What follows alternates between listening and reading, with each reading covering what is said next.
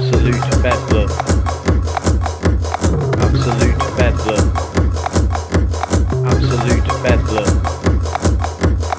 Talking about topics and stuff. Absolute bedlam. Absolute bedlam. Absolute bedlam podcast. Who? What? Where? Why? It's just going to be absolute bedlam now. There we go.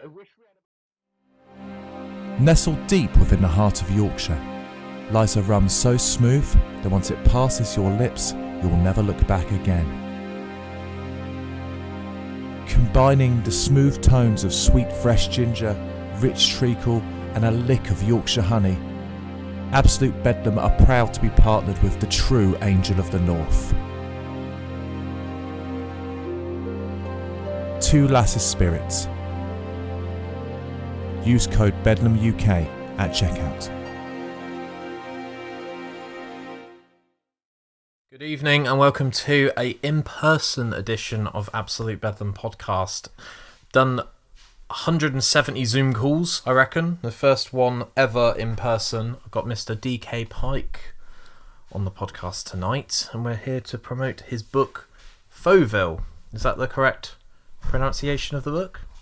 Yes, Nice. it is. Nice. Sorry, real quickly. Of course. I just realised I'm on mic number 2, alright, just so you know. Yeah, that's fine. Because I'm so used to being mic number 1. There you go, John. Mic number 2. Fantastic. Yeah, so Fauxville, I mean, it's French, it means fake city. Yeah. And believe it or not, actually, I wrote it when I was living in Bordeaux in 2017. France itself is its own little tangent in itself, because I decided one day I wanted to learn the language, right? I'm like, I want to learn how to speak French. No, literally like 20 years of age, right? I didn't care at school, right? Because our French teacher was a Glaswegian woman up north, right? She's like, right, kids, sit down, je m'appelle. Right? I ain't learning nothing from that lady, right? She was a good teacher though, right? Yeah. And, so I didn't care for French at school. I remember even saying to Sean at the time when we were in class together in year 9, I was like, why are we learning French? When am I ever going to need to learn French? So we get to, after seeing my dad one time walking through St. Pancras. You ever been over there? Yeah, I've been to a couple of places over in France, like sort of holiday parks, and not really knowing what the hell's going on because I was like 7. Yeah. But, no, what I mean is the St. Pancras train station. Oh, no, I haven't been there, Right. no.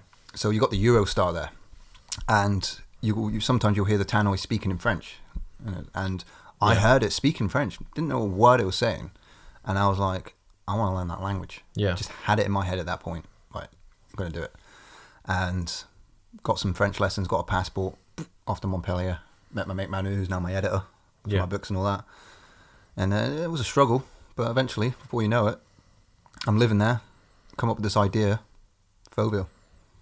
Nice. So if you say it in French, it's Fauxville, but Fauxville. it was actually Sean that started calling it Fauxville. I was like, it actually sounds better.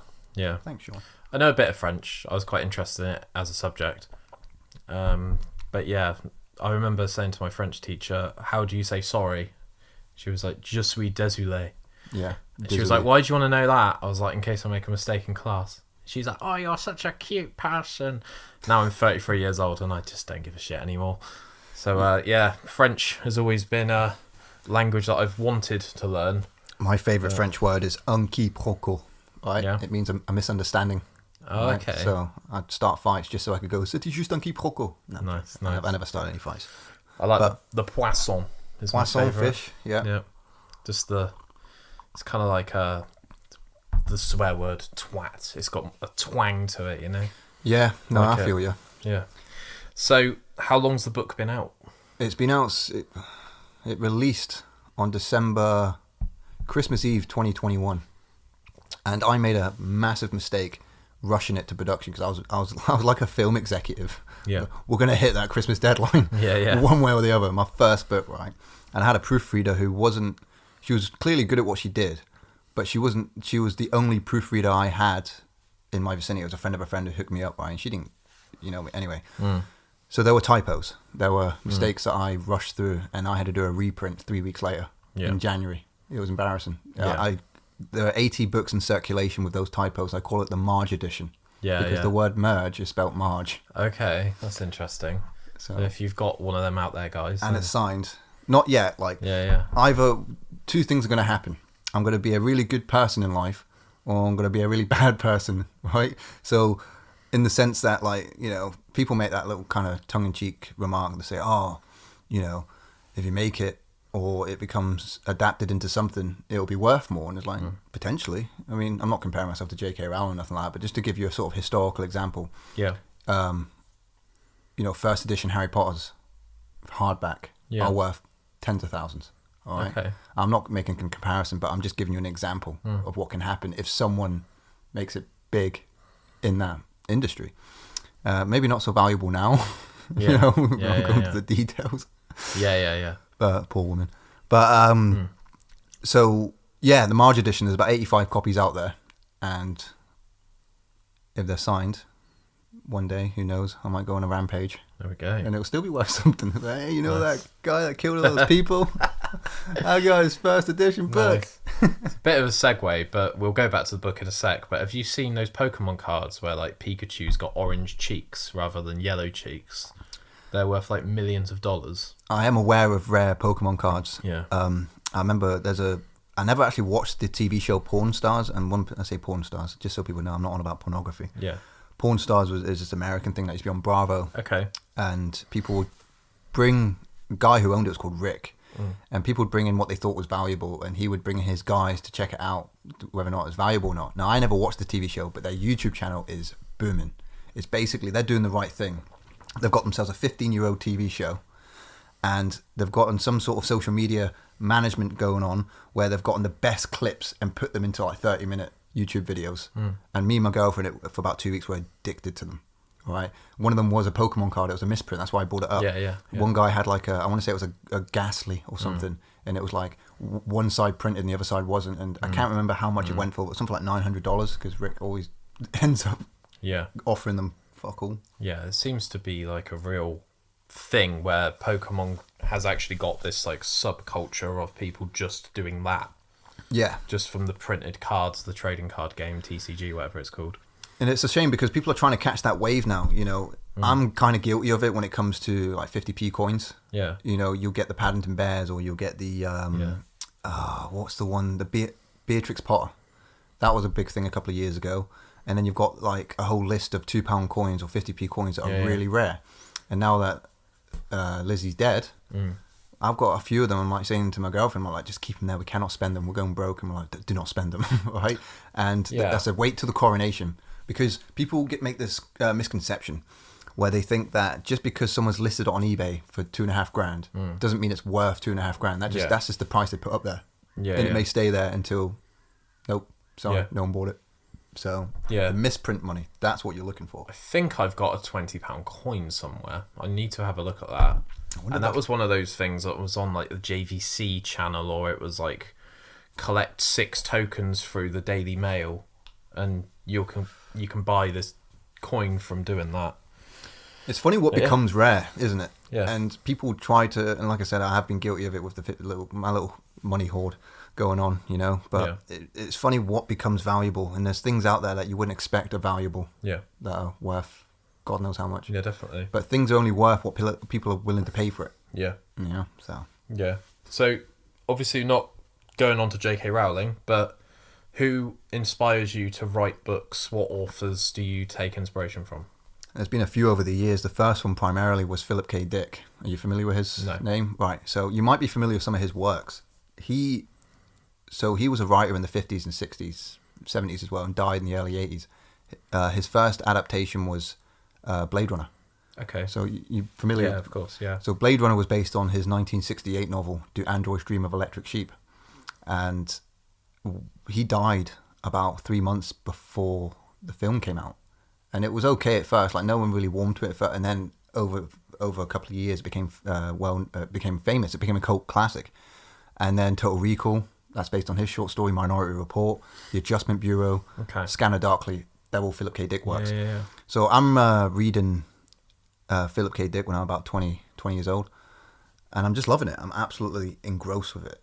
One book in particular called Ubik, and what was great about him is he was taking a lot of speed amphetamine, right? Okay. And he was just off his rocker. He would talk about different dimensions. He would talk about like he'd do all these metaphysical topics what is the nature of our reality. You know, a lot of his characters were going through some sort of schizophrenic episode, and it's just riveting. So he was one of my first early inspirations, and then I once I'd finished his works, I started to branch out there. So I look at like dystopian fiction. You've got George Orwell with 1984, or you've got Ray Bradbury of Fahrenheit 451, but these days my biggest inspirations are those who are big into what's called like heavy dialogue and brevity.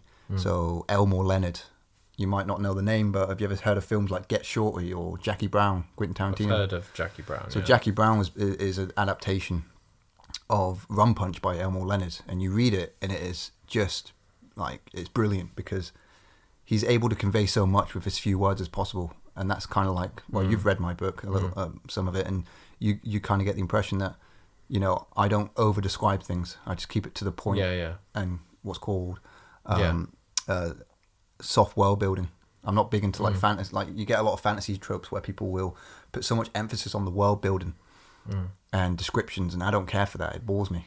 So it's like, get to the fucking point, tell the story. I've read like J.R.R. Tolkien and that sort of thing, and it's like 2 chapters of the book are describing a house or a cave, like the Mines of Moria, and then I'm like, well, I know about all of this crazy, like you say, world building, and I know exactly what the mine looks like. Then what?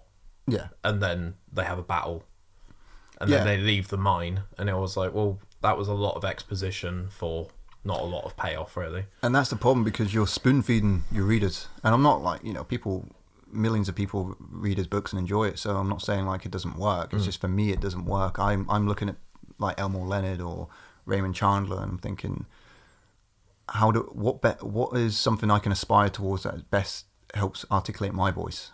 Yeah, you know, and that is what I spent years focusing on it. Yeah, you know, you get, because I do short stories. I'm a short story writer at heart. Yeah. When I was 14, I got published in a short. I won an award called the Young Writers Award in 2006, and you might like this one, right? So yeah. At the time, I didn't really think anything of it. What happened is that it was English. Teachers like, write whatever you want. I'm like, okay. And at the time, I started playing the Xbox 360. Yeah. And the launch title for the Xbox 360 was Perfect Dark Zero. Yeah. It was this game it was the first time I'd ever played online. And one of the games was called Infection. And in Infection, let's say there's 30 people in a lobby, right? 4 of those people will be infected. They're skeletons. You shoot them in the head, they die, but they'll just keep coming back. You, on the other hand, have to fend these people off, and if you die, you become the infected. Yeah, yeah. So by the end of the game, it's insane. And I wrote a short story based on my experience of being the last player alive during this absolute carnage. Cool. Yeah, yeah. And I thought nothing of it, and the teacher did whatever she did with it, and it got published. And she was giving me all this praise and all that. And I'm like, I was just writing what was in my head and in my heart at the time. But that's when I kind of focus on, maybe English is my thing. Yeah. So I think Halo had that game mode where the zombie has like 400 health. Yeah, Juggernaut, wasn't it? Is it an energy sword or something like that? Yeah. And you've got all of the game, like the guns in the game, and you're trying to kill this zombie, but if he comes up to you and infects you, then you're joining his horde. And it's tense, you know? Yeah, it is. It's quite scary, yeah. And that's what I mean. So things like that will always... You know, there's nothing better than reading something and you can't stop turning the pages. Like, I mean, I'm not a big fan of this now, but Ready Player One, when I first read that book, I was hooked. Yeah. And looking back on it, I'm like, it's really bad writing because I'm on the other side of that fence now. Where, are you familiar with Ready Player One? Yeah, I've watched the film. Christ, I think it was one of my friend's sisters was obsessed with the book. Yeah. And then I knew that they were going to make a Ready Player 2. And then that was the book that was next. Yeah. After it, yeah. The thing with the book is like, it really does pay homage to the culture that we grew up with. Yeah. More so people in the 80s, but like in the 90s, there's a little bit of a nod to the 90s. And you can't stop reading it. But then like looking back on it, I'm like, the way he writes it is god awful, because he's like, Wade was faced with a Pac-Man machine. He's like, well, good thing I spent last summer playing Pac-Man.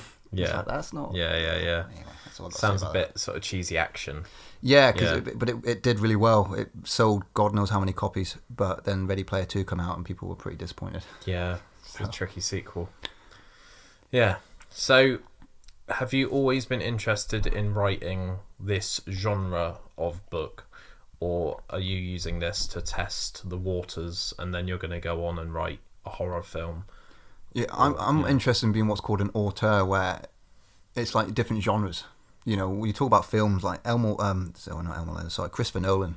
Yeah. He's a bit of an inspiration as well, because he doesn't just focus on science fiction. You know, he's got that film coming out this year called Oppenheimer, which is a biopic about the man who created the atomic bomb. Yeah. And you know, he's done Memento. He's done the Prestige. You know, all these different genres. And it's like, the reason why the first book is science fiction is purely because I wanted to explore a concept that hadn't happened yet. Yeah. So I like to make a joke that it's not a sci-fi, it's a period drama set in the future. Yeah. So it's like, because I was that convinced that this could be where the world's going. I was reading a lot of what's called a man by the name of Ray Kurzweil. He now works for Google, and he wrote a book in 2005 called The Singularity is Near. And it talks about this concept of the intelligence explosion, where machines will become, basically machines, we're going to reach a level of our technology where machines are just going to, you know, become self-sufficient. Yeah. They're going to be self-serving. That once they start creating themselves, it's over. Yeah. Right, and that's kind of prophesized to happen in the 2040s, 2050s. Yeah. So that's why it takes place in that time Got period, you. because Yeah. that's the main focus of that. Yeah, because it's shot or written in 2049, isn't it? And is the place called Port City? So yeah, Port City is a fictional version of Bordeaux. Right. Okay. So there's a few sort of nods to landmarks there, like the River Garonne, the Miroir d'Eau, you know, the trams and all that. It's all kind of they are the roads that I walked. Those were the places I went around, especially in the early part of the book. And yeah, I just wanted to show my love, because I had I hate to bring it back to J.K. It doesn't even have to be J.K. Rowling, but J.K. Rowling, Stephen King, whatever. They have these particular moments in their life that they spoke about where an idea just came to them. And I'm, you know, many people that I know that have had those moments, that eureka moment where you're like, I've got an idea. Yeah. And for me, I was walking through Saint Michel, which is the south part of Bordeaux, and I was going to a gym, and this part was very North African. Okay. And as I'm carrying my bag and all that, I'm just sort of like thinking about this short story I'd written, Fauxville, right? But it was kind of half baked, and I thought, how would I make it work? This character is a veteran. I've never been a veteran, never been a soldier. How can I write about someone I don't know? And then this idea occurred to me when I'm looking around me, and there's all these North Africans who aren't even looking at me. I'm the only white face there. Yeah. And I'm listening to the doors. People are strange. And suddenly it occurred to me, I thought, all right, I might not be a soldier or a veteran, but I'm the next best thing. I'm a foreigner. So I based that alienation in that kind of, I'm trying to think of the expression, fish out of water, you know, mentality based on me being a foreigner in this country. Yeah, a visitor. Exactly. So that was it. As soon as I'd finished that gym session, I went straight back to my room and put pen to paper. 5 years later, it's published. Do you find that when you get hit by that inspiration that you have to act on it in that moment, otherwise it will dissipate and you'll forget what you... Yes and no. Like, when you kind of get a concept that's not really fleshed out, you can kind of sit on it for years. Yeah. Certain intricate things like a line of dialogue or a description of sort, it's probably best to write those things down, because, you know, I've done it before where I'm like, I'll be stoned or something. Yeah. And my girlfriend will say something hilarious, or I'll say something hilarious to her. Yeah. And I'm thinking, I'll remember that tomorrow. And I wake up and I don't remember it. Yeah. All those bedtime thoughts you get. Absolutely. And you're like, I'm going to remember that. And you're like, you fucking don't. It's like, what was that thing yesterday? Yeah. So, yeah, my advice to anyone, write down. Because 90% of it might be nonsense. All right. But that 10% is gold. Yeah. Yeah. Lots of voice memos, lots of drafts, lots of Google Keep Notes. All that sort of stuff. Yeah, absolutely. That's what it takes nowadays, because we've not all got a pen and paper in front of us anymore. No, that's it. I mean, back in the 80s, what was it, the big thing at the time? Filofaxes. I think it was my dad or my mum was telling me about this. It's like, imagine what we have on our iPhone, but everybody had it in like this leather-bound thing, and they keep it with them. It's like, oh, Filofax. They must be posh. They must be sophisticated. Yeah. The middle class. I'm going to try and bring back Filofax, just so you know. Nice. There we go. You heard it here first. So, what's the reception been like for Fauxville? I've seen the Amazon reviews, and there's quite a few of them, and there's a lot of 5 stars. I don't know if you look at that sort of stuff, but you're on the right path by the looks of it. I mean, I'm not going to lie.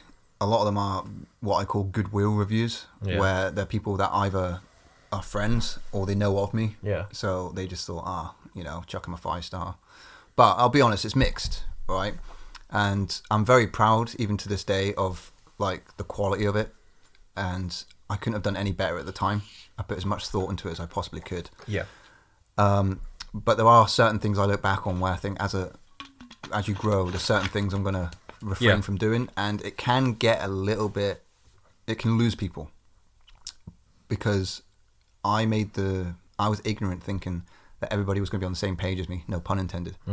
And so there are some people that just didn't get it and were like, I don't like it. Or some people were like, oh, I loved it, but there's certain things that they didn't get. So it's mixed. But those who like it fucking love it. Yeah. And it has that Blade Runner effect, because when I first watched Blade Runner, I was like, what did I just watch? Second time I watched it, third time, fourth time, you notice little things here and there, because it's designed that way. It's like Fight Club. You have that big twist of who Tyler Durden is, and then you watch it again and you're seeing a completely different movie play out before you. And that's what I try to aim to do with all these little plot twists here and there throughout the book, so that it's not just some trashy, vacation read, because that's what some people want to do. They want a book they can read on holiday, and then that's it, done, never thought about again, disposable. It's junk.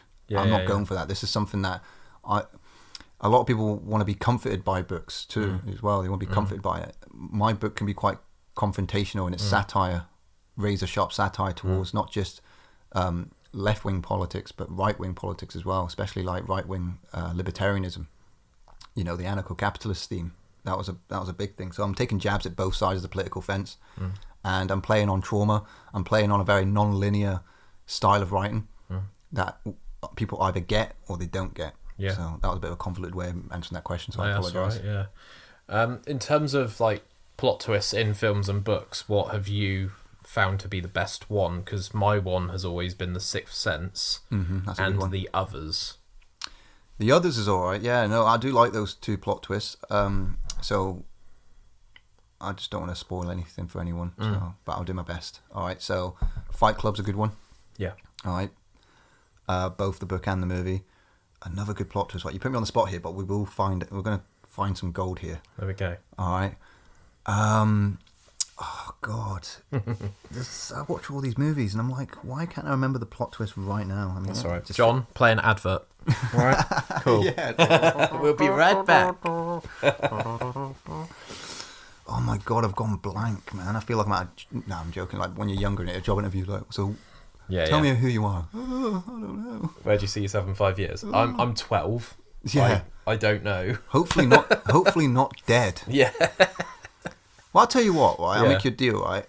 It'll be in the back of my brain, and every time something comes to me completely out of left corner, I'll just come out with one for you, all right? Okay. Because it will come to me. All good. What else can we talk about quickly? So, Amazon is obviously a huge part of how the book's gotten out to so many people. Mm-hmm. How have you found that process in terms of distribution, potentially losing a bit of money for every purchase through the Amazon ecosystem? And obviously, the whole reason that we're in this room right now talking is you've got an audiobook planned. Yep. And if the audiobook had come out, I probably would have read the whole thing. Because I find myself like listening to things when I wash up and stuff. All right, I've got a little piece for you that you might find interesting, right? So I read a book by a man named, I want to say his name's Alan or Alvin Toffler. He was a futurist. And in 1980, he published a book called The Third Wave. And in the Third Wave, he prophesized, or he said that in the future, which is now our present, we're going to see the rise of prosumers, which is a merger between consumers and producers.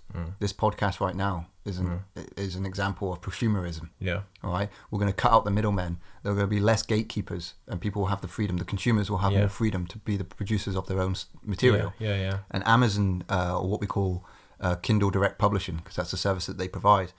KDP is just that, self-publishing. And even though I didn't quite self-publish, I did it through a kind of like a small publishing house up north called Steelbox Publishing. But I still put the documents on KDP. And they do take a chunk. So basically they take 60%. You get 60% of the royalties. Okay. So like, for example, on Kindle. But if you're doing physical books like paperback, they take off the print charge. Okay. So, for example, my book is like £2.80 a copy to make. So I'm not that bummed out about it because they're printing the book for me, and the quality is not bad. You know, as long as you put care and consideration from the editorial side of things, which I finally did because I did a reprint recently, so it's a lot less pages and the font's looking good. I want to give a shout out to Manu. He did really well and he's now my editor, the one I met in France. Right? Nice. Yeah, he did a fantastic job, and I'll always be doing business with him from now on. And so I'm not too phased by it. Where there is an issue though is when it comes to the audiobook side of things. So there's a service called ACX, and that's Audible, right? Yeah. And they say if you sign up to an exclusivity to them, you get 40% of the royalties. Okay. They set their own prices. If you go non-exclusive, then you only get 25% of the royalties. But now Spotify stepped into the game, and they bought called Findaway Voices, which is going to be the competitor to Audible. Okay. And it seems to be working quite well. So I'm going through Findaway. So I'll be on Spotify and Apple and Google. I'll be everything but Amazon for now. Now, right? And yeah, they're trying to basically be that competitor. But it's like, I produced the book, I funded the book, and still I'm only getting 50% of the royalties. Yeah. So but it is what it is. So I'm not too bummed out. You know, I'm just happy to have the opportunity to be able to actually get it out there, because what Amazon offers is what's called KDP Select. So if you enroll your ebook with them, they will, you can do like for 5 days, every 90 days, you can make your ebook free. And I've, just in January alone, I sold 325 copies of my book. I mean, I didn't make any money on it because it was free, but you know what I mean? And a lot of it was in America. So it was great, you know. That's available for people, because that is the prosumer revolution right there. Is there a sort of algorithm or a playlist that your book can get into? Because I always see that with musicians and artists on Spotify. If they can get into a playlist, then that seems to be like their mecca. Yeah, it's like the Wild West, because, you know, whether it be podcasting or producing music or podcasting, you know, everybody's always trying to find that Colonel's recipe. What's going to get me out there? And people try TikTok, or they try Instagram reels, or it's got to be this sort of hashtag, it's got to be this sort of, and it's no one really, I mean, I'm sure there's someone out there that has the secrets, but even if you find out the secret recipe, it's going to change 6 months later or 12 months later. So you're going to find those YouTube videos that are like, oh, how to crack the Instagram algorithm in 2023. You know, and there's all these new rules coming out, and you know, it's a tough one. All you can really, from what I would say is, you just got to focus on your own quality of your stuff, and then just let people find it, you know, share it with friends, and you know, what I try and do is I try to go to like social functions and meet people, and I'll have genuine conversation with them. I'm not trying to do a sales pitch on them, but if we get onto the subject, when you go a little bit deeper, when there's more depth in the conversation about who you are and what you're about and this, that, and the other, then you drop into the conversation. Oh, I do podcasts, and I'm an author. As soon as you say, oh, I'm an author, they're like, oh, really? And suddenly now they're intrigued, and then you show them the Amazon, and then suddenly, you know, I've got those reviews. So thank you to those people that give me the reviews, you know. I get it. Yeah, I tend not to sort of talk about the podcast unless people ask about it, but it's very, very similar to being in a band, where people say, like, when you're in a band, oh, have you had any hits? Well, who have you supported? And the podcast is almost running in parallel with, who have you had on? Oh, how often do you record? You know, and I've been doing this every week pretty much for nearly 2.5 years. No, fair play. I have a lot of respect for you for that. And the problem is with podcasting is that there's two things going on. You're building up your back catalogue of all these guests that you've had.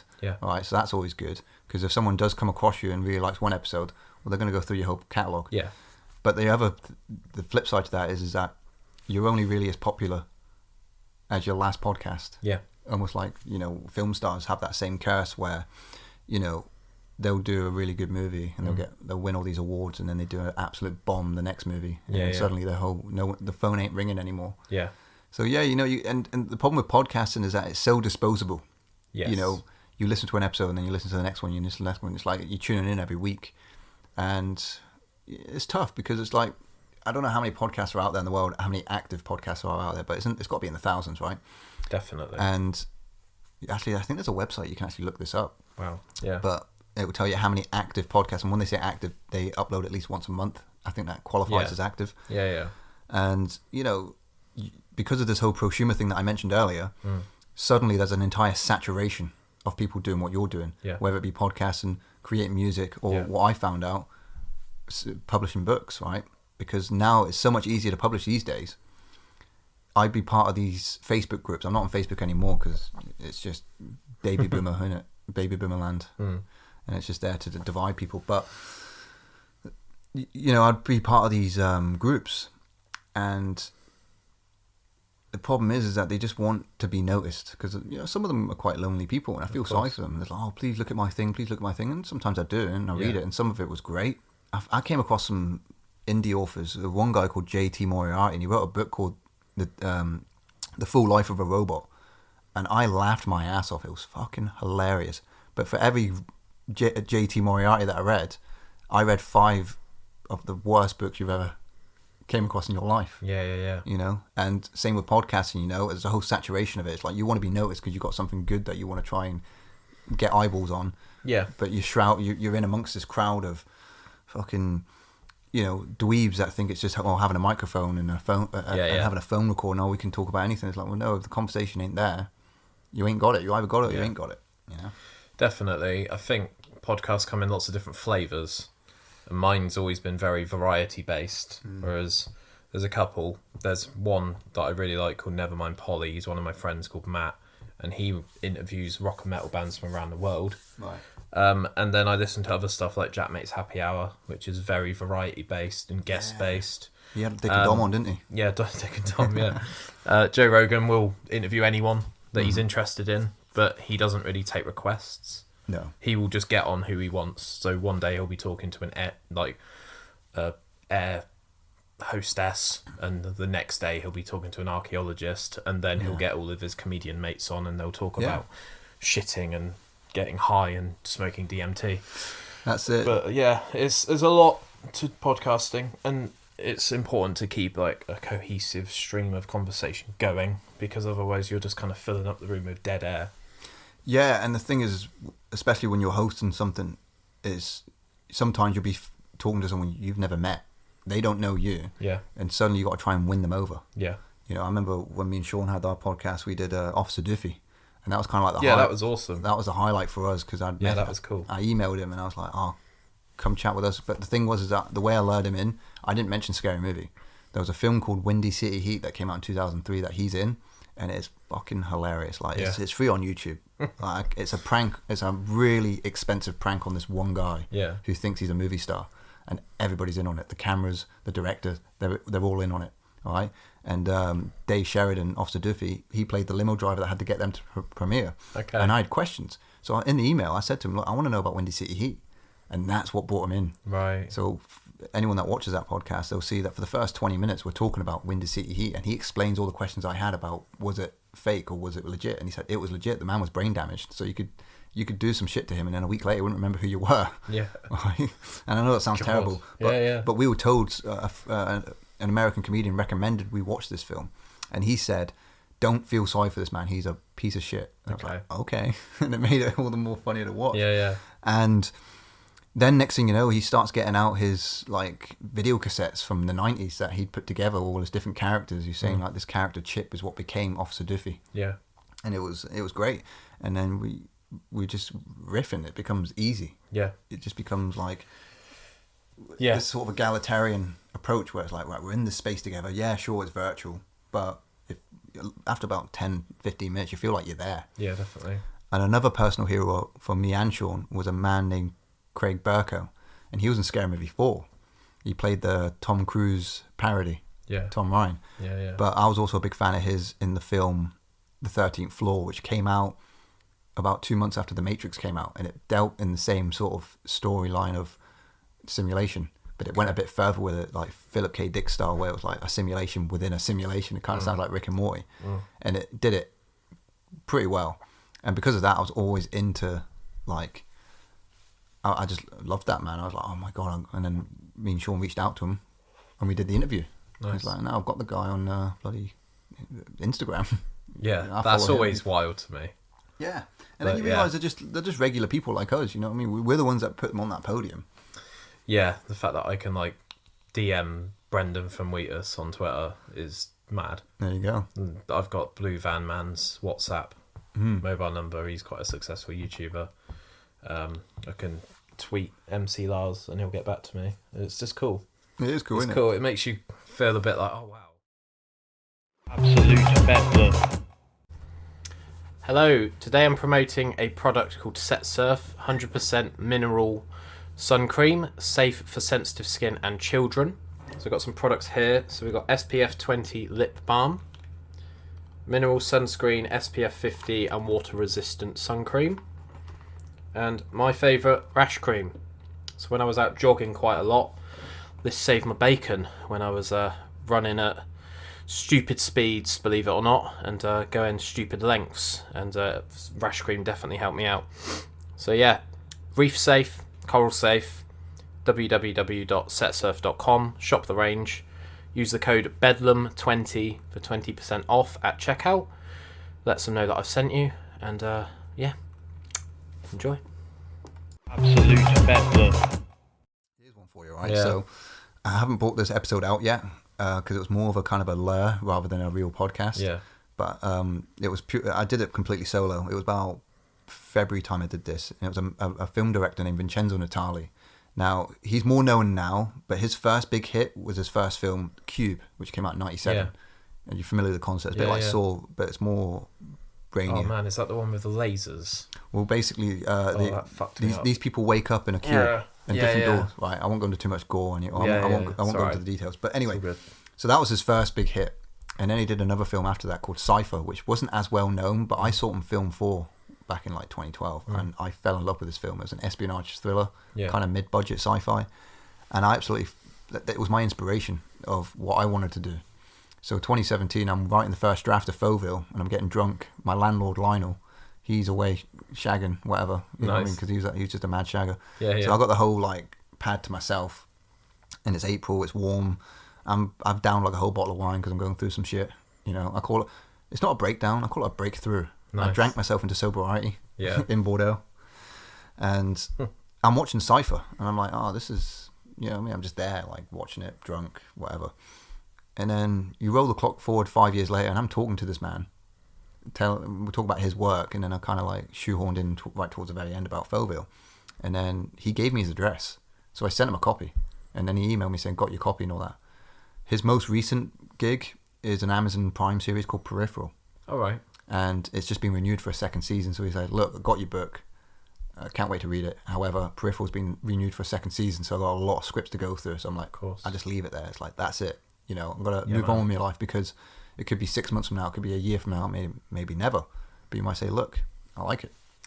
I love the chase, and I love that in. So when I was doing events management at Weymouth Pavilion, I was helping with a company called Hourglass Promotions, and I met the bassist of Rise to Remain, who was Austin Dickinson's band, which is obviously Bruce Dickinson's son.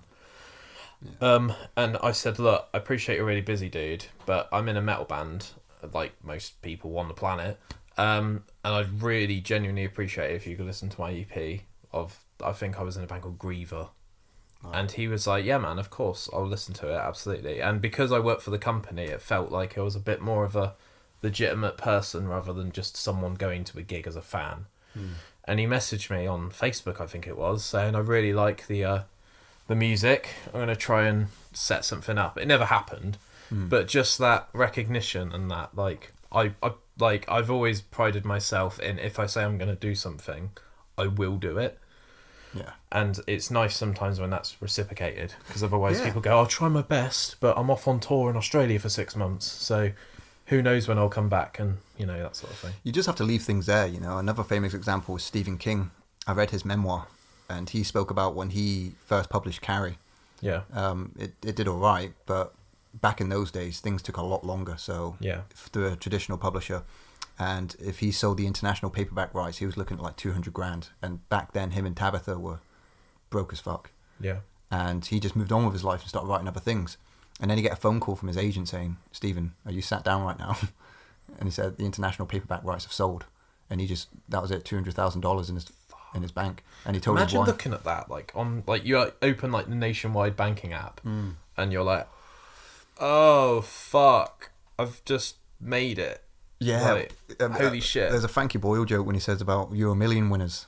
He says, because one of the biggest Euro Million wins ever, I think, is somewhere in the ballpark of £180 million, and there's a couple in the UK. And Frankie Boyle's like, imagine going into your... No, sorry, it wasn't Frankie Boyle. It was... he's a Scottish comedian. I've got Jeff Bridges on the mind, and it's not because he's the Big Lebowski. Kevin Bridges. Kevin Bridges, there we go. Yeah. Yeah, it was a Kevin Bridges joke, sorry. Yeah. And he talks about, imagine winning £120 million, and then you just put it in your... He said the first thing he'd do is just go to the cash point and just put his card in. He goes, display balance, £120 million. Yeah. Today you may withdraw £300. Yeah. Having to turn your phone onto the But onto that's the landscape rather than portrait to see your bank balance. That's it. Well, the thing is like, I'm fascinated by that story, the big lottery win. Yeah. Especially Euro Millions, because I understand like winning £3 million is life changing, but you buy a house, you buy a car, Yeah. and then it's almost gone in this day and age, right? Yeah. But when we look at Euro Million winners, like I said, the biggest win was 180 million or thereabouts. They're dead now, right? They were owed anyway when they won it back in like 2012 or something. Yeah. But it's it just always fascinates me, like what changes in your mind? Because in my hometown in Corby, I've told this story a few times, so I apologise for repeating to anyone that's watching. It's all good. It's an exclusive for here, so. Yeah, so in 2012 there was a syndicate of bus drivers who all played the Euro Millions together. Okay. I think there was 12 of them, and they'd been doing it for 2 years, and they were thinking about quitting. One of them, and they won, right? But one of them got the news on the Saturday. He was doing the Saturday shift, and he's driving his bus, just usual mundane route, and through the radio says, I can't remember which one of them it was, right? But he says, we won the lottery. He slammed the brakes, and he said to the passengers, get the fuck off my bus, I've just won the lottery. And now there's one guy called John Noakes. Oh, fucking hell. There's one guy called John Noakes who he's my dream guest, right? Because my mum went to school with him, and he was one of the winners. Yeah. So they all won £3 million each between 12 of them. Yeah. And as much as it's celebrations and popping the champagne and being a legend, there comes a dark side to it. And I'm fascinated by the dark side of these lottery wins. Yeah. And I messaged him on Facebook because my dad hooked me up, and I said, look, I'd love to interview and all that. And he said, look, I can't, my family turned on me, people harassing him on the streets for money. He said he had to move to Spain, just to get out of there. And he said, it wasn't always happy. It's not a happy ever after. So one day I'm manifesting it. I'm going to get him on the podcast and chat to him, say, John, mate, I need to know everything about this lottery win. Did you see that King Chav that won the lottery and just went fucking crazy and just like bought a massive mansion and trashed it? Count Dacula, isn't it? He did the story on that. Yeah. That was fascinating because my friend Craig Ingalls, he'll be watching this. He loves Count Dacula. Yeah. And that was one of the things that I watched, King of the Chavs, and he went through it within less than a year. Yeah. And all that. So Jesus Christ. And that's it, because apparently when you win, they try and Camelot, I think, is the trust that deals with all that. Yeah. They try and hook you up with an accountant, like a wealth manager. Yeah, and it's like, look, this is what's going to happen now. Yeah. Because it's interesting. I mean, I would never want to earn wealth through those means. I'd want to do it through my own efforts. Yeah. Whether it be sell the rights to a book or whether it be whatever. Right. Yeah. I'd want it to be through my own efforts. And like going on Dragon's Den and like your invention gets pushed through and it's being sold at Tesco's, Asda, Sainsbury's, and you're just fucking raking it in. Well, I've got a few inventions in mind, right? Yeah. You got Head and Shoulders for dandruff, right? Yeah. Well, this is going to blow this out the park, right? Okay, it's it's athlete's foot, and it's called Knees and Toes. No. That's such a good idea. There we go. In a couple of years, this will be the origin of that. No. What will happen is that someone will watch this and they'll make Knees and Toes. Yeah, fuckers. And they'll be like, you motherfucker, I said I have to bleep it out. Yeah. What did Dan say? What the It'll be cool because they can shape it. So you got your head and shoulders up here, right? And then your knees and toes just sits there at the bottom, right? Kind of like conditioner, because conditioner's kind of upside down already, isn't it? So I have to like a conditioner like bottle for your knees and toes for your athlete's foot. Just rub it on there, It's a game changer because then it becomes complete, and then you can take it a step further. You can be like all about conjunctivitis. You got eyes and nose and ears and mouth. Like suddenly you got the whole nursery rhyme complete. I like completely missed a trick with that one. You don't even realise you're singing it. And you're like, oh wow, there we go. Exactly. I love it. Have you got any more inventions? Any more you want to get off? I came up with an idea of like a checkbook that actually bounces. You know what I mean? But it doesn't. Yeah. But it doesn't really work because people don't really accept checks anymore. Yeah. And what kind of materials would you need to make it bounce? It'd have to Rubber checkbook. Yeah. The environmentalists are probably going mental about that now because everything's sustainable and eco-friendly and all that stuff. Yeah. And another one is like, this would be more of a novelty, more of a gimmick, but it'd be like the bottom part of a cup where like you can just give like your manuscript like a coffee stain. It wouldn't be an actual cup; it would just be the bottom part. So you just stain. Yeah. There we go. So watch this space, people. So yeah. We'll continue writing books for now. Yeah, exactly. If it all, dies tomorrow, then you've got some backups. It's good to have backups.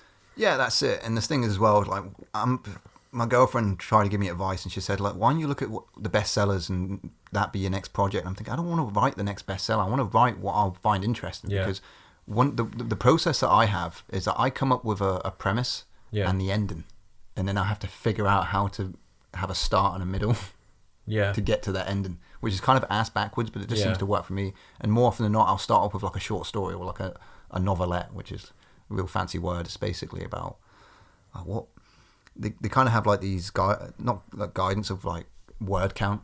So a novel is usually 60,000 words, but it can be 50,000 words. Right. Mine's 55,000 words, so it's pretty short. A short story can be, anyway, I don't want to bore you with that bullshit. No, that's okay. But basically, in terms of like size, you got your short story, then you have a novelette, then you have a novella, then you have a novel. All right, I write short stories or long short stories, novelettes, and then I'll flesh those out and make it into a novel. Nice. So I've got a few on the back burner that I'll be working on once the audiobook's out, which comes out on Friday, and it's been 6 months. 6 months I've been working on this, and it's been voiced by a man named Dan Mather, ex-WWE wrestler. Yeah. How I came across this man was very, I love this word, serendipitous. Nice, yeah, right? Good word, yeah. And yes, it is a Kate Beckinsale movie. Right? That's how I like that word. I was like, that's a good word, I like that word. So what happened was I was playing around with the idea, not very seriously, the idea of having a audiobook. So I looked into it, and there's a place called voices.com where you can basically hire people to voice your book. And they do like a little audition. You put sort of like Cameo. Yeah, you put out a text, and then they give you a sample. And then I was looking at the price range, and I was like, this is too expensive. I can't afford this. So I left it alone at that. But I have a LinkedIn profile. That's how I got Barry Scott on the podcast. It's because I created LinkedIn. I was going to ask about that, yeah. My LinkedIn profile is not to be taken seriously at all. I have 5 followers, and my achievements on there are 2 Assembly Awards I won in the late 90s, early 2000s, and a Sports Day Award that I won in 1998. Hell yeah. So those are my achievements on there. And so I kept that LinkedIn alive anyway. And me and Sean had this idea. We're like, let's try and reach out to people now that we have a studio. So we messaged Barry Scott to no avail. And it says, one person's noticing you. And I was like, who is this? It was Dan Mather. Yeah. So it turned out that Dan Mather was one of the 80 people that auditioned for my audiobook. I listened to about 5 of them. So I didn't even know he'd auditioned. Yeah. And I listened to his little show reel. Because it said on his profile he's a voice actor. I was like, I've got to check this out. So I listened to it. And I was like, holy shit, that's the voice I'm looking for. Yeah. Because have you ever watched Black Mirror? Yeah. Are you familiar with the episode White Christmas? Yeah. That's one of my favourite episodes of Black Mirror. Is that the one where it's predominantly like a sort of... It's mostly a 2-man show. Yes. And the guy's actually like playing sort of a character throughout most of the episode. Yeah. So, and then he kind of turns on He's trying to get a confession out of him. That's it. Yeah. And that's some of the most compelling TV I've ever watched in my life. Yeah, I thought that was really well done. And Black Mirror is good. Well, the American actor playing the American in it is an actor named Jon Hamm. Now, he's quite famous. He's more known now because of like Baby Driver and Top Gun Maverick. He has that kind of gravelly voice. And the way he was telling his story, because Black Mirror, White Christmas is kind of stories within stories. It plays out like an anthology. Yeah. So when Jon Hamm's character explains, his backstory, just his voice alone, I thought, I want Jon Hamm. And Dan Mather is the closest thing possible to Jon Hamm. And I was like, that's the voice I'm looking for. It's not really conventional. It's not really kind of like what most people go for. I'm like, I fucking love it. And everyone I've showed it to, they're like, they love it. I showed you a little sample, right? You did, yeah. You sent it to our WhatsApp group, me and John. Yeah. What are your impressions of the voice? Yeah, really good. It's got a bit of a striking sort of, makes you sit down and listen to it and pay attention, because John, at some point in the future, I'm a bit adamant that he should follow his dreams, bless him, and try and keep this house paying the rent. Yeah. He should be a voiceover actor. Yeah. And John's got a fucking good accrement for it, but obviously it's not currently paying the bills, so I think he's on Fiverr and he can voice over I've heard your of Fiverr. stuff. And I nearly hired someone from Fiverr. I was kind of getting addicted to like putting money into a book that wasn't really returning. But I was like, let's get a French translation. Started speaking to this French translator. Yeah. I saw some pretty horrific reviews. I was like, you know what? Fuck the translation. Yeah. I need to stop with this bullshit. So that's what I did. Yeah. But it's just, Fiverr, it's hit or miss, isn't it? Because you're going to be getting various degrees of quality, and people really do undercharge themselves. Again, going back to that prosumer thing, there's a saturation in the market. Yeah. And people just want to try and break out of that first initial membrane, those grassroots levels, where you just want to get even just a minor break. I think the problem with Fiverr is it's usually the last place people look, and at that point they're flapping. Yeah. So they want ridiculous turnover times, like 3 days from now I'm about to release a trailer for a movie, or I need someone to edit all of my YouTube videos in 2 weeks. Yeah. You know, if you don't have a job, that's fucking fantastic. But unless you're willing to do a 60-hour work week and a 70-hour, you know, that's not even allowing you to sleep. And I can tell you, the grind can be, because I said to Dan, like, it's ready when it's ready. Yeah. But it's 6 months now, and we're both eager to like release it now. Yeah. And it's out on Friday, and even then, it will be finished, but it, on a very technical terms, it would still be a few quirks here and there that most people aren't even going to notice. So luckily I can do it's like with video games, you can do a post-release, so I can patch it post-release without affecting anything. Yeah. But the next, after this podcast, I'm probably going to be up till about 1 a.m. just doing some quality control work, because I want to get all my notes ready, my second lot of notes ready for my sound engineer to make their job easier. Yeah. To make it quicker, so we're ready for this Friday release. There we go. If there are any coffee companies out there, then hit Dan up. Send him some bags, and I'm sure he'll thank you later on, because it sounds like you're going to need some. You know what? I don't even need coffee. What I need is for someone to just give me $3,000. $3,000. And be like, you don't need to work for the next 3 months or 2 months. Yeah. And it's like, oh, thanks, man. You know what I mean? So I'll be like, hey, work, I'm not coming in, all right? I've got, because got shit to do. I'm being, I'm being a bit glib, but basically what I'm trying to say is I've had the same job for 4 years now. I work in a gym, and it's okay. I love the people there, but my God, when you're working towards your dream, and there's this fucking other thing that pays minimum wage that's getting in the way of that time-wise, because time becomes a currency in itself when you're a creative person. Yeah. And it's like, just fuck off. Yep. All right. Yep. And you ever played Majora's Mask, Zelda? Yeah, I love Zelda. I feel like that at the end of the moon's crashing. Yeah, you need to reverse time. I need to reverse. I just need 3 days. Yeah, but I'll be fine. It's just gonna be a grind. It's gonna be a grind for the next 3 days, and I'm excited. And once it's done, I'm just gonna sit in my own piss and shit for 5 days and be happy. Play my GameCube. Yeah. Is there a sense of when you drop something that's a physical book or an audio book or something creative, you run out of the stream and the well runs dry? Do you feel relieved, or do you feel, shit, page 4, I could have probably worded that sentence better? Oh, I tell you what, writer's block for me is like trauma, right?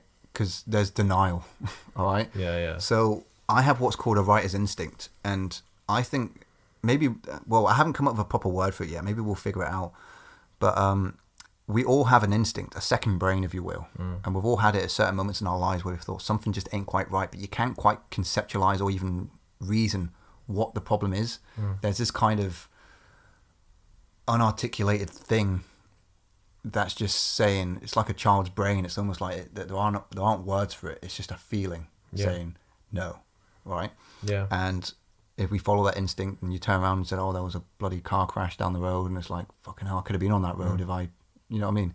And with writing, there have been moments where I'll be writing something and it just goes blank, not because I don't have anything to write, but because my instinct's trying to say to me, this is dog shit, stop. And then I lose motivation and I just stop.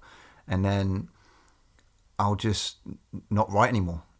And then 2 weeks will go by or 3 weeks will go by, and then something just comes to me, and then I'm possessed and I can't stop because of that. Because what it was is that I had to. Stephen King said it in his memoir. Sometimes you just have to murder your darlings. This one thing that you're trying to make work, whether it be a paragraph or whether it be a chapter or whether it be a poem or something, right, or a song, and your ego's like, it must work this way. Yeah. And then you completely scrap it and start again, and then suddenly you start making progress. Yeah. You know, because that's why you're not being able. I'm just saying to anyone that's watching, if you're an aspiring creative of some sort, and you've got that block, just listen to your gut, because what it's trying to tell you is that whatever you've got going is dog shit, and you need to rebuild the blocks, smash it all down like a game of Jenga. Yeah. Start rebuilding it, because I have this concept I call reusing the assets, where I was writing a chapter, and it just wasn't working. So I eventually, when I came to that level of, oh, it's dog shit, I scrapped it and started again. But what was left in that dog shit was these little assets that I could reuse, whether it be a sentence or whether it be a character or whether it be a description. They still survived. Yeah. So the book of mine that you've read, I could point at certain things and be like, so originally that existed in this form in a previous draft, and I had to reuse it for that. Yeah. Yeah, it's like a song where the drummer's like, I really don't like that bit.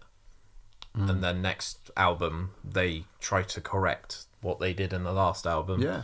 And they just try to refine and make it more efficient and productive. That's it. And I'm sure you've had musicians on in the past on your podcast that might have explained like something just wasn't working, but their ego was so involved that we must make it this way. And then you finally take out that one Jenga block that causes the whole thing to collapse. It's like, that was this thing that I was trying to make work was the problem all along. And once you got rid of it, you're free to continue.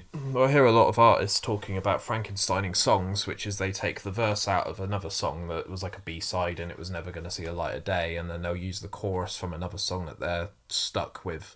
And sometimes you can get this perfect marriage of like everything just works together and it all just fits into place nicely. I love that term, Frankenstein. That's great. Yeah, there we go.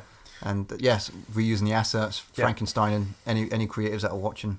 Sometimes you just got to murder your darlings. So don't. There we go. Just fuck your ego. Nice. So, what's the sort of time? What time are we on at the moment? If you can have a quick look. Well, we got one bar on the because these preamps rinse it. We got 15 minutes, man. 15 minutes, right? So, what's the plan for the future? Are we writing another Fauxville, or are we going? I don't believe in sequels. I mean, there is kind of like a universe I'm working on, but this is the thing I hate about sequels and sagas and this, that, and the other. Like, I don't care for it. Like, I'm happy to play in that same universe. Yeah. But it won't be the same characters, or it won't be the same thing. Yeah. There's one book I'm working on called Revu. And I wrote a short story originally. And again, I had that halfway through, I just stopped writing it. I lost motivation because that gut was saying, there's one element of this story that's dog shit. I won't bore you with the details, but I killed the cat, so to speak. And then after that, the story worked. Yeah. So I wrote an essay, because I also write non-fiction. I write essays called, because another inspiration of mine is a man named David Sedaris, and he's a humorist. He just writes about himself. Okay. And some of them are hilarious because you write a diary. So I write journals sometimes to kind of express myself. And one of them was called Schrodinger's Cat, which kind of plays into this quantum mechanics. Does it exist if you can't see it? Exactly. It's a cat alive or dead. Yeah. And so I did an essay that did a kind of weird, me killing a cat in a fictional story. Yeah. Or like killing it in terms of like completely getting rid of it from the story. Because it was kind of a gimmicky plot point to the short story. Yeah. And then I started talking about Schrodinger's cat. And then at the end of it, the essay said, is the cat alive or dead? And I said, it's both. Because I was playing on the whole reusing the assets. The cat's still alive. Yeah. But it's not the same function of what it previously served. It's just a background, or it's just a... Yeah. So, and I will publish these non-fiction pieces at some point, but it's not a priority at the moment. But that's definitely something I'm going to do, because it's so much easier to write those because you're writing your truth. You're not having to really make anything up. Yeah, you might embezzle certain things, you might put more emphasis on certain things, but it really is more therapeutic to just write your story, like your actual experiences. Yeah.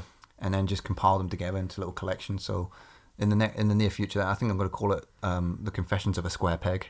Okay, nice. Because I have Asperger's, so, growing up, it's all right now in adulthood when you know yourself, but growing up as a kid, it was difficult. So I'm the square peg trying to fit into this round hole of society. Yeah. And, so Confessions of a Square Peg.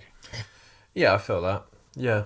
I think someone said something to me a couple of years back which was quite profound. I think we were all learning how to do something at work, like qualification to do some sort of certificate in service management or something like that. It was IT related, and they didn't like the fact that their school life was very sort of straight line. You either straighten up and fly right, or you're going to fail and you'll get a crap job, or you'll end up working at McDonald's or something like that. Yeah. And one of his favourite expressions was, you wouldn't ask a horse to climb a tree, because we've all got different skills. Yeah. I truly believe that most people are good at least two things, but sometimes you really have to eat shit to find those two things. Yeah, I mean, playing into that school, because I'll tell you, the school I went to is called Lodge Park in Corby, up north. It's just full of these sort of second-generation Scottish kids.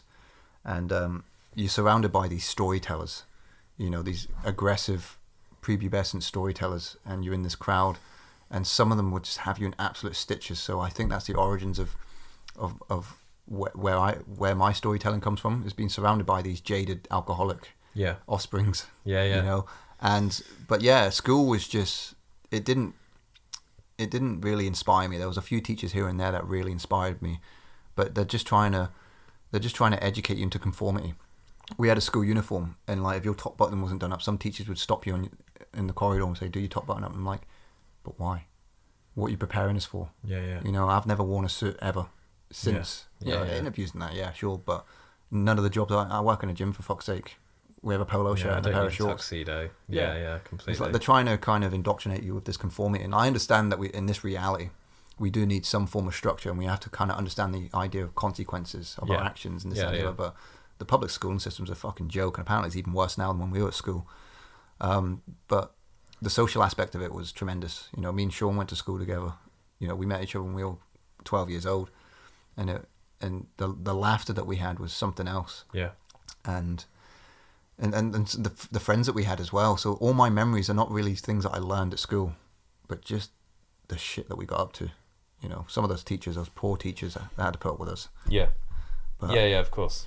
But I just, that's basically what, because, you know, you see kids coming into their GCSEs, and you see like what the teachers go wrong is that they put so much fear into the kids, saying like, you must get good GCSEs. It's like, fuck, it's an extra year in college if you don't pass your GCSEs. Leave me alone. You know, I didn't start reading until I was 19. I could read anyway, but I didn't start reading until I was 19 years of age, like for pleasure. And, you know, you figure out as you get older, like a 16-year-old is a child. Yeah. An 18-year-old is, I mean, I know legally they're an adult, but well, this is actually relevant, actually, right? So I went to Weymouth College today to do a first aid course. Yeah. And I went there 15 years ago as a student of media and then later sports. I felt like 21 Jump Street, because here I am, nearly 31 years of age, walking in, and I'm seeing these kids, these 16-year-olds, and you're seeing like this little microcosm. They've got their fashion, they've got their egos, they've got their sort of beliefs, policies. Yeah, exactly. Ethics. And I'm just like baffled, because at one point I'm sat there eating lunch, and I'm looking around me and I'm thinking, wow, like who I was 15 years ago, I took it so seriously, this whole status thing, or this trying to fit in, and it's like, now I'm just sat there eating my lunch, doing a first aid course, not giving a shit about any of that, because it's like I know who I am now. Yeah. But it's just interesting being reintroduced to that again. Yeah. To kind of look back on it now that I'm in Weymouth College. I'm like, oh wow, I was this person. Yeah, you're going back into half a lifetime ago. Yeah. Going back into the melting pot of ideas, and it's interesting to see how far I've come as well as a human being. I'm like, I'm this person now. You know. Yeah. So a couple more questions. Whilst we talk about school quickly, I didn't mention the school thing at the start. Oh, yeah. What's the naughtiest thing that you can remember doing at school? Jesus Christ. I mean, where to begin? Just one will do. Yeah. All right. I mean, all right, there was this one teacher that we had. He was a substitute teacher. He's from Canada. I can't remember his name. But me and Sean would fucking... Oh, my God, we took the piss out of this man so badly. His hair went grey within 3 weeks. And I used to grab his lunchbox from his backpack, and I'd be like waving his banana around, and he'd be like, "Hey Daniel, put back my banana," and I'd be like, "It's full of potassium," in my little floppy fringe, because it was like, you know, it was 2007. Like, you know, that My Chemical Romance and that, and the emo fringe and stuff. Yep. Using your mum's hair straighteners. Love it. And that poor man, you know, the stress. I hope he's still alive. I don't even know his name, but if he's alive, I'm sorry. Yeah. You know, if he's watching this, the shit we put that man through. And we're Love just it. trying to be funny, but we're 15 years of age. Like, you lose something in translation. Yeah. You know. So the next question I've got is minor inconveniences. Is there anything that's currently annoying you that you want to get off your chest? I've got one as an example if you need a bit of time to think. You give me your example first, and I'll go off you. So I've just moved into a flat in Weymouth, a place sort of near Chapelay sort of area, near Asda. Oh, you poor thing. Yeah. And we've got a shower head in the shower. Where the fuck else would it be? And it slightly moves when it's in motion and there's water coming out of it. So it's either drenching the curtain or it's hitting the side wall.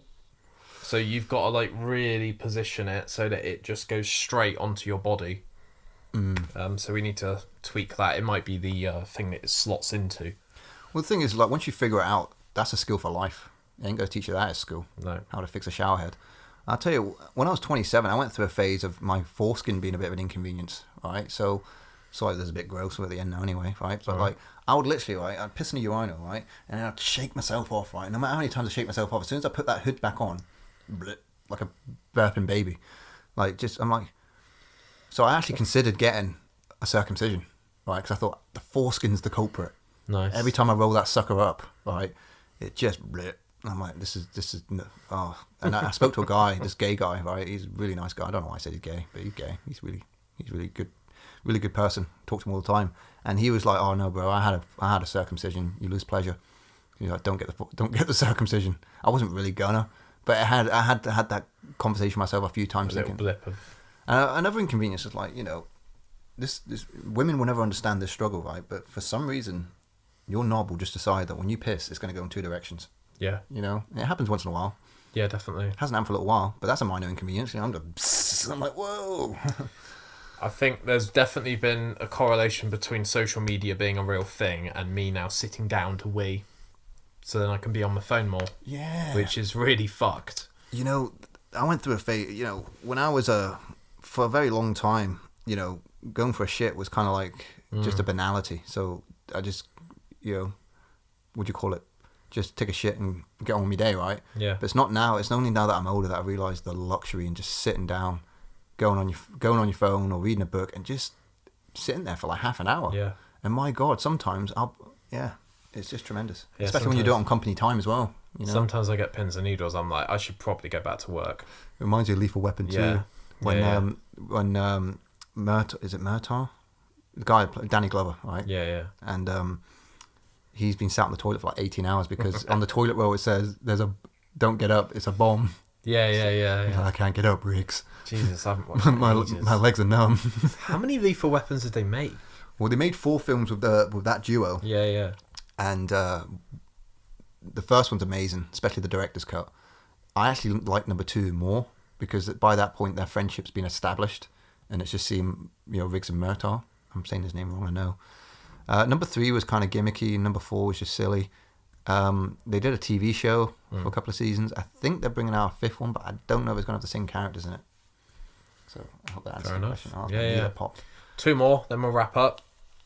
Favourite fast food? Favourite fast food? Well, I'll tell you my least favourite fast food is KFC. See, I used to think they were alright. And then one day it just clicked. I thought, what the fuck am I eating KFC for? It's shite. Compared to like Nando's or compared to like any gourmet place. Yeah. Favourite fast food restaurant? I mean, alright, it's Rio's Piri Piri. Okay. Now, it's more of a dining in, but you can take it away. You can get it delivered. So I call it fast food. Fast food is defined by it's made quickly. Yeah. Right? Yeah. They make it quickly, you eat it quickly, right? Yep. And so it's got to be Rio's Piri Piri. It's a knockoff Nando's, but it's better and it's slightly cheaper. There was a chicken restaurant in Weymouth for about 6 months, and it was called Flaming Frangos. Yeah, I think I And remember seeing Nando's that. actually, basically they hit them with like a DMCA, whatever the equivalent of that is, a cease and desist. And they went bankrupt because Nando's just went, that's very, very similar to what we do. So I'm assuming Rio's is a similar sort of thing. But Yeah, but they're like based in Birmingham, I want to say. okay. And they've got loads of restaurants around there, up in the Midlands and that. And, it's their own thing. They kind of follow the same trend with the different spice levels, but it's their own thing and it's better. Yeah. Yeah. I love that place. Ray's Chicken is a good knockoff KFC, but it doesn't open till 4 p.m. and it's a pain in the ass to park there. So Yeah. Fair enough. Last question. It's quite a deep one, but it's a good one to end on. How do you want to be remembered? Fucking hell, that is deep. I like that. That's a good We've question. gone from fast food to legacy. I want to be remembered for liking Rio's Piri Piri.